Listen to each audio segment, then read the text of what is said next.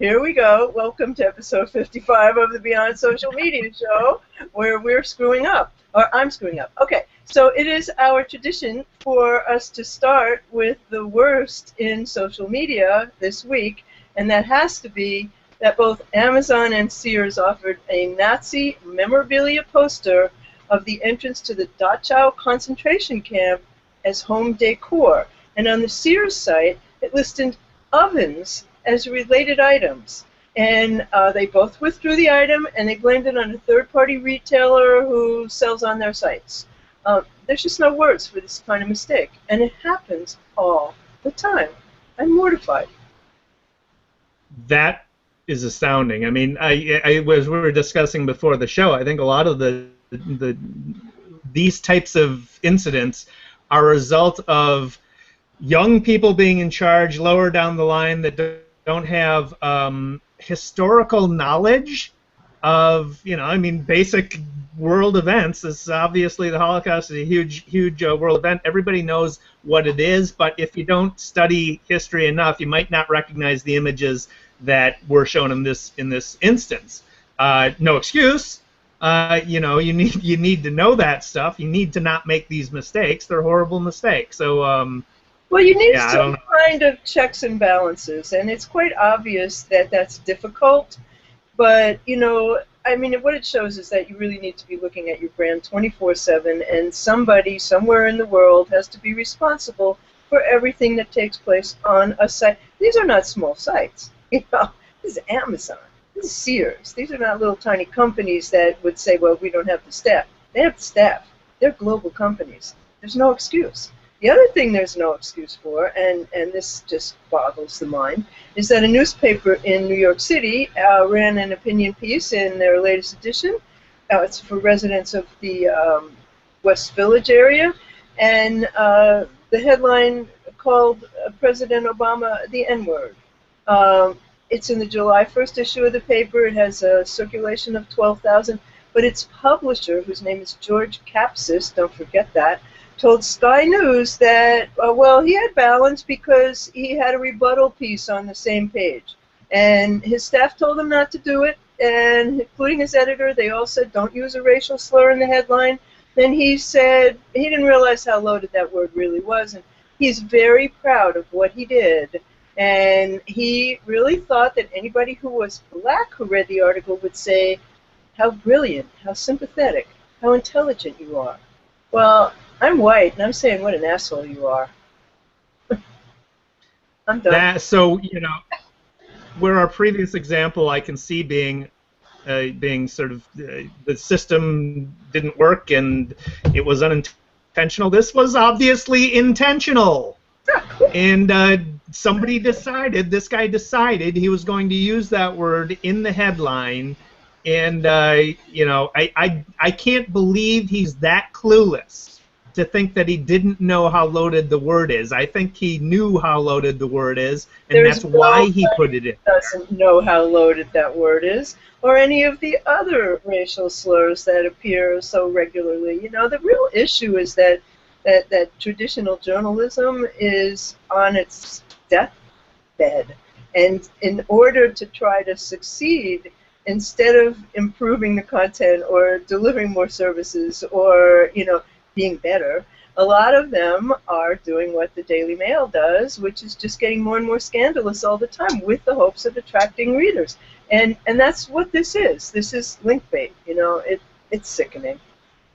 We both have paid attention this week to L'Oreal, who dropped this World Cup model and who turned out to be a hunter who kills lions. And L'Oreal said she's not worth it. And what happened is just really outrageous. This beautiful young woman, whose name is Axel, I wouldn't even try to pronounce her last name. They saw her in the crowd at a soccer match, and she was exquisitely beautiful. They signed her for a L'Oreal deal, and the next thing you know, she's got on her Facebook pages pictures of herself in a hunting preserve, and there was one that she's just killed this magnificent lion with these pink arrows, and she's like sitting there and talking about how wonderful it is, and she says, hunting is not a matter of life and death. It's much more important than that. This was about a year ago, and I'm ready to hunt Americans now, haha. And so somebody tweeted, many people tweeted, what do you think of this post by your new model? And pretty soon she was gone. And here's the deal. She was not hunting in the wild. She was in a hunting park where they practically bring the animal in front of you so you can shoot it. I mean, it's a crazy kind of thing. And, you know, I guess kudos to, I mean, the worst part is her, not L'Oreal. You know, they didn't know she was doing that, but, ugh. Yeah, exactly. But it's a story that sort of illustrates a bunch of different things about the world that we live in right now, right? So her photo was taken at the World Cup, just apparently from somebody, and she is so beautiful, physically beautiful. The picture went viral. People shared it all the time. That's how L'Oreal found out about her, right? So for L'Oreal, well, obvious beauty. She could be a model. We'll sign her.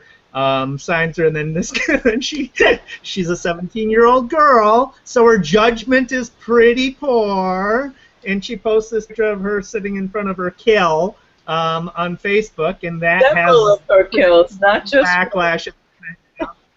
She kills her own contract, and then L'Oreal says that, I love their statement on this, the contract has now been completed. So terminate their relationship with her. I mean, the thing is that L'Oreal is 2 years removed from donating $1.2 million to the U.S. Environmental Protection Agency to help improve testing of safe chemicals. So they don't want to be associated with killing animals. Well, you know, it's about how news spreads and the role that social media plays, and how you just can't ignore it. And, you know, you've got to have your eyes open all the time. The other thing that social media played such an incredible role in was the return of LeBron James. And the response, the worst brand treats of the year so far, I mean, Cottonelle, is astounding that both of these come from toilet paper brands, but Cottonelle has just outdone themselves. They said, LeBron James is returning to Cleveland. Lesson: stick with what works, like Cottonelle toilet papers and flushable likes. And on the other hand, you know, people favorited it to point it out to friends. They didn't favorite it because they loved it. They favorited it because they hated it. So Charmin, not to be outdone, says, looks like the king is returning to his, quotes, throne back in Cleveland. The internet is officially in meltdown and blowout mode. And the hashtag is tweet from the seat. Ugh. Yeah, not so good. I mean, it is a little known fact that a significant percentage of people do use their mobile phone in the bathroom. Let's not go there. I'll have the flip side of LeBron James's return. And the good examples, but before that, let me get to one final negative example. So speaking of, you know, the L'Oreal example and how this young model is sort of being narcissistic by posting things about her. Here's another danger of narcissism story. Extreme selfies. So selfies have become so mainstream that everybody's doing them, and now there are extreme selfies, and that is taking selfies such as there is a man who took a selfie of himself during the running of the bulls in Pamplona, Spain. Now, Spanish law is there's actually a law that anyone who endangers people's lives by filming or taking photos during the run can be fined up to $2,000. So there's a bit of a fine there, aside from the fact that you should be concentrating on not getting gored. So there's that. And then cyclists are fuming over the dangers of Tour de France selfies. So cyclists are saying it's dangerous when fans turn their backs away from the speeding bikes to take snapshots. Obviously, you can't see the bikes coming if you got your back to them. One American bicyclist, T.J. Van Garderen, I think that's how you pronounce his name, had actually tweeted about he'd already been hurt because the crowd's trying to get these extreme selfie photos. His tweet was, standing in the middle of the road with your back turned while 200 cyclists come at you just to take a selfie. That being said, I love the crowds and thank you for your support, etc. But please give us room. I'm going to go ice my knee now, right? Well, you know, the other thing that happened during the World Cup was that the real winner was Tinder, the website, the dating website Tinder, because there's even a blog now that has selfies and photos of, mostly selfies, of handsome men in the crowd, and you know, thousands of them. This thing is like out of control. It's just out of control. But it's not going away. That's for sure. It's not going to go away. So, what is your take on LeBron James breaking his own rules? Yeah, I think this requires a bit of history here. So LeBron James is perhaps the most popular, or at least one of the most popular NBA stars in basketball. He is a free agent this year, was a free agent this year from the Miami Heat, and obviously he decided to go back to his hometown, Cleveland Cavaliers, where he played the first 7 years of his career, and then in 2010 left for Miami amid a storm of acrimony from Cleveland fans. He staged, at that time, a nationally televised special on ESPN called The Decision, in which he publicly dumped not just Cavaliers fans, but Cleveland residents felt they dumped Cleveland. He dumped Cleveland itself, right? So felt like it was rubbing their faces, their noses in the dirt. Cavaliers fans came together and they burned his jerseys after that. They calling them support groups LeBron fires. The Cavaliers owner Dan Gilbert showed his bitterness by penning a letter in which he ridiculed King James and referred to as cowardly betrayal. So there's a lot of bad blood between James and Cleveland fans.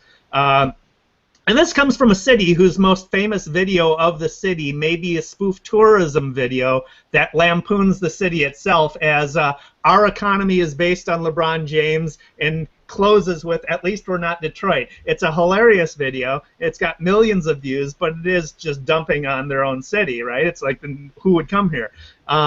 So anyway, there's the backstory of it. So how did LeBron James announce it this time that he's coming back to his hometown, coming back to Cleveland, coming back to the Cavaliers? He did not hold a press conference. He did not tweet 140 characters that he's coming back. He announced a decision in a blog post on SportsIllustrated.com titled "I'm Coming Home." And he got his story out. So the brilliance of this is he got his story out in his own words, completely on the record, so anyone can refer to it. He opens with, "Before anyone ever cared where I would play basketball, I was a kid from Northeast Ohio. It's where I walked, it's where I ran, it's where I cried, it's where I bled. It holds a special place in my heart. People there seeing me grow up. I sometimes feel like I'm their son. Their passion can be overwhelming, but it drives me. I want to give them hope where I can. I want to inspire them where I can. My relationship with Northeast Ohio is bigger than basketball. I didn't realize that 4 years ago. I do now." So he is acknowledging the mistakes he made in the past, right, in leaving, and offering hope and offering inspiration during his return. He has to address two audiences, right? The audience that he jilted when leaving, and the audience that he's leaving now, whom he hopes not to jilt, right? So he says, if I had to do it all over again, I'd obviously do things differently, but I'd still have left. So he's not acknowledging it was a mistake. I will always think of Miami as my second home. So he's dealing with both audiences there. And then he sets expectations. I'm not promising a championship. I know how hard that is to deliver. We're not ready right now. No way. Of course, I want to win next year, but I'm realistic. So just very well done. And he's going directly to the audience. He doesn't have to deal with the media. He used the media to post his blog post, obviously, but his words are his words, and they're not interpreted by anyone else. So well done. Well, what's such an interesting phenomenon that's getting more obvious all the time is that mainstream media is not where you go for news. You go online for news. You get your news on mobile. You get your news on Twitter. You know, most people found the link to that post by reading it on Twitter. And so what's happening is the celebrity magazines, People Magazine, Star, you know, the other ones, I don't remember the names of them because I never read them. You know, their circulation is down by more than half. And you know, for example, Clout sent me a subscription to People Magazine. Like, what do I want that for? If I want to know something, I've already read it by the time it's there. So, you know, that was there's just not a need for the kinds of publications that used to be the news. And celebrities have taken to Twitter, and they know that if they want to be heard, that's the place to do it. Or the people who tweet for them. I mean, I don't think they all do it themselves, but an awful lot of them seem to. So I looked at the richest stars on YouTube. Do you have anything else you want to complain about, Dave? I don't have a complaint, but one last quick one that we discussed before. Amazon, back in December, we talked about Amazon's drone, their air delivery service with using drones. Now they've asked the FCC for approval to test drive their drone delivery system over their own private property. But they're moving. There's another step in that direction. So maybe it wasn't just a big PR publicity stunt. Maybe they're actually trying to implement that. So I just thought we'd note that. I am not looking forward to the day when my delivery from Amazon comes by drone. You know? I can't wait. My cat gets freaked out when a pigeon lands on the window. Can you imagine a drone? So I took a look at YouTube's richest stars this week. There was an article in Business Insider about the 20 richest stars and what they earn. And there was an analysis by Social Blade, and it really is an astounding amount. First of all, their CPM, their cost per 1,000 impressions, go from 60 cents to $5, and the range it's just, you know, so beyond anything that's happening anywhere else in advertising online. And even after you take Google's 45% cut, these stars really have it made. So you look at number 20 on the list, and that's Evan Tube HD, and he's 7 years old, and it's a family-friendly YouTube channel. Evan and sometimes his sister and his mother, they review toys and video games, and it started as like a father-son bonding project. They would make Angry Birds stop-motion videos, and it snowballed into celebrity status, and all the proceeds, which you know, even have an ad sales team, go into investment and savings account for the kids. So what does he make? He makes anywhere between $134,000 and $1.32 million a year after YouTube's 45% cut. The number 17 one, which is called Potimi926, there's two Japanese sisters. They're adorable. And with the help of their parents, they make videos of themselves using toys, and they also make candy and baked goods. And they make somewhere in the neighborhood of $165 million a year after YouTube's cut. And they have 403 million total views, 265,000 subscribers. But this is the killer. The number one is called PewDiePie, and he is making somewhere between $825,000 and $8.47 million yearly after YouTube's cut.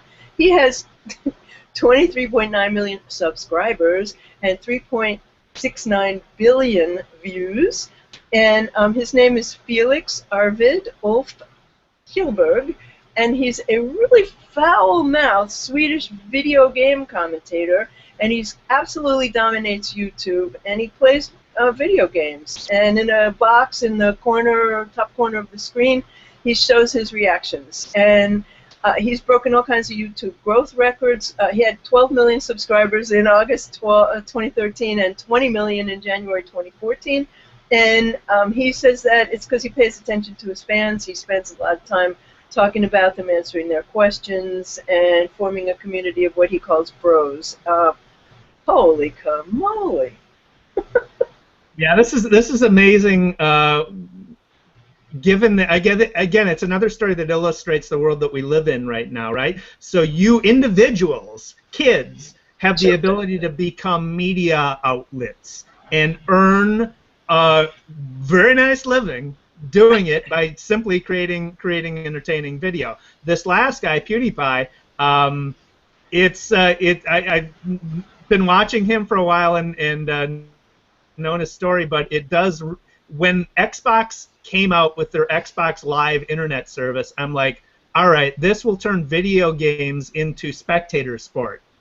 And video game industry is larger than Hollywood, but this is PewDiePie is just evidence of people will watch video games as a spectator sport. So in this top 20 earners, the vast majority are gamers, and their videos about games. You know, it's mind-boggling. I mean, you expect a couple $100,000 to be the top, perhaps. That would have surprised me, but hundreds of millions, that really got me. So on the other good side of things, I just find this hilarious. You know, those jokers on the CIA social media team are at it again. They're the only government agency with a sense of humor. You just have to go to Twitter and you have to really check out what they have to say because they're hilarious.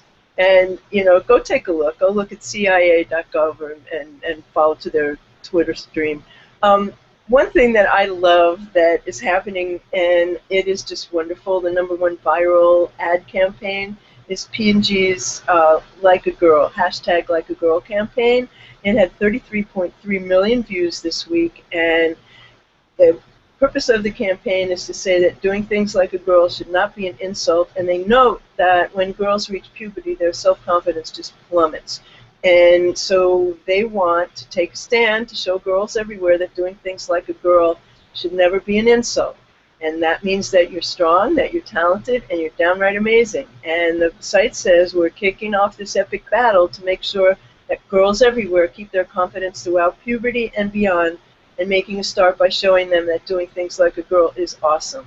And they take the tweets that people use with that hashtag and they run them on their site, and they're beautiful. And the video that they made is beautiful. And it's for the feminine hygiene brand Always, and you have to look at it. It's absolutely extraordinary. It's very, very smart. I mean, there's tons of evidence that show that people support brands that support causes that are dear to them, and taking up a cause such as this, you're doing well by doing good, right? It's changing a social stigma into a positive. It's currying favor. It's currying goodwill among your likely audience, among your future customers, and just all around a good thing. It's a very smart way of doing their marketing too. The way that they illustrated it was so interesting. They took teenage girls and they asked them, show me what it looks like to run like a girl, and they're like, and then they asked them to do different tasks, and they had a little boy also, and then they brought on little girls and they asked them to do the same thing, and they were strong and they ran like crazy, and so then they brought back the older girls and they said, how do you feel now, and do you want to redo it, and do you think that you were insulting girls when you said that? And they were like, I want to redo it. I want to be me. I don't want to be like what that stereotype is, and it just makes me happy. Now I have one that was going to make you unhappy, Dave. I'm sorry. I know you're not a Glass fan, and I'm afraid to ask what you did with your Google Glass that broke.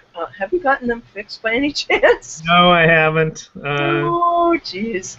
Well, there's a Glass app that can read your mind, and it's part of a company called Mind RDR, and they make mind-controlled wearables. It's a telekinetic app. It's free, and you wear it on your head, and it touches your forehead, and it's an EEG sensor, an electroencephalography sensor, and it is able to transmit your thoughts back to glass. So it uses brain waves to let you take photos with glass of what you see. You concentrate really hard on the image, and it takes it.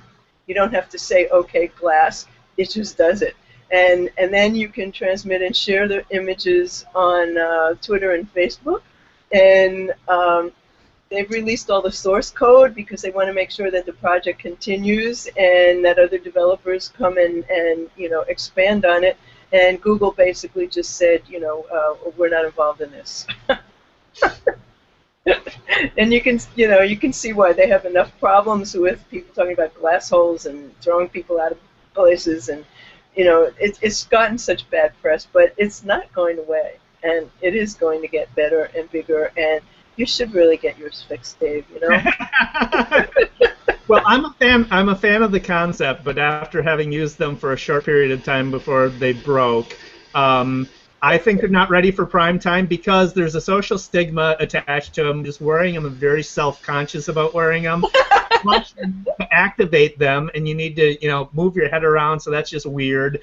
And the voice activation isn't entirely, you know, they're ready for prime time. So this development, you know, years ago, I did a video game demonstration where I had sensors put on my scalp and stuff and controlled the video game just by thinking about it. This is exactly the same technology, but it's being applied to wearables. So it continues the trend towards effortless computing, right? Effortless input. So this is a natural extension of where we're going with communications technology. So fascinating story, and you know, expect to see more of it, I think. I've forgotten what it was called, but I did that with the sensors on your head and controlling a Pac-Man game for peak performance. Athletes were doing it for peak performance, and it really, it allowed you to put your brain in, I forgot what it was, a beta state or an alpha state, I forgot where you wanted to go, but you changed your brain waves by using your brain to control this game. It was really fascinating. It was a lot of fun, too. I was a client. It was just big fun. So there's something else that it's an app, and unfortunately, you know, apparently parking in San Francisco is really horrible, pretty much like parking in New York City. There's just simply no place to park. So there's an app, and it's called Monkey Parking, and San Francisco shut it down. And basically what Monkey Parking was doing was letting you tell people where there was a parking space, and they could pay you for that information. And you know what? Rather than driving around for an hour to find a damn parking space, I'd pay you. So San Francisco says, well, they're creating a predatory private market for parking spaces, and the app people say, we're selling information. There are no laws against selling information. So this is to be continued. We'll see where this is going to go, because there are other companies that are in the same shape, and you know, can you just sell information, and what are people willing to pay for? And maybe the city should buy this app and make it available to people. Duh. That's brilliant. It's the Uber of parking spaces, right? And in the same way, this company needs to become too popular to fail, right? It needs to get so many people using it that if they do try and shut it down, or if they do try and, there's just going to be an outcry that you're turning it, you know, shutting down our services. So I think that's sort of Uber's strategy. That's the same strategy this company needs to adopt. Well, that's certainly what's happening to Uber in New York City. I mean, no two ways about that. You know, we don't want it to go away. And apparently they claim that now it's cheaper than taxis. And I don't know if that's true or not, because I don't use either. But I'm a walker and a public transportation rider. But, you know, if you do use them, you don't want somebody telling you how you get where you're going. Yeah. So yeah, my shiny new thing is not necessarily new. It is new, but it is Twitter, so it's been around for a while. But Twitter again is adding more incrementally analytics to their offerings, and as I say every time they do it, it's about time. But now they're for this is available for marketers, for Twitter card users, and for verified users. So not everyone, but you know, sign up for advertising if you want these features. And what they're offering is real-time impressions, whatever that means. So, you know, they're defining it. I don't know how they're defining it, but more analytics for impressions. But more importantly, engagement metrics. So the times a tweet was expanded, the times a link was clicked, email shares of a tweet, and clicks on user handle. So additional metrics that we didn't have before, and these are actually meaningful metrics that we can now get through Twitter, so good for them. They also added some functionality to their mobile app for advertising, and still the stock is in the toilet, but I think that it will be back because these features are being added incrementally, and they are important, and Twitter continues to hold an important place in the news cycle. Yeah. So I think that brings us to the daily numbers, Dave. It does indeed, and we've got some fun, interesting ones for this. Millennials' work relationships. This is from LinkedIn. So LinkedIn did a relationships at work, using the ampersand, of course, with relationships at work study of 11,500 people worldwide. And among the stats, let me just run through them. 46% of professionals worldwide believe that work friends are important to their overall happiness. 67% of millennials are likely to share personal details, including salary, relationships, and family issues with coworkers, compared to only about a third of baby boomers. 1/3 of millennials versus 5% of boomers think socializing with colleagues helps them move up their career ladder. Okay, so 1/3 of millennials.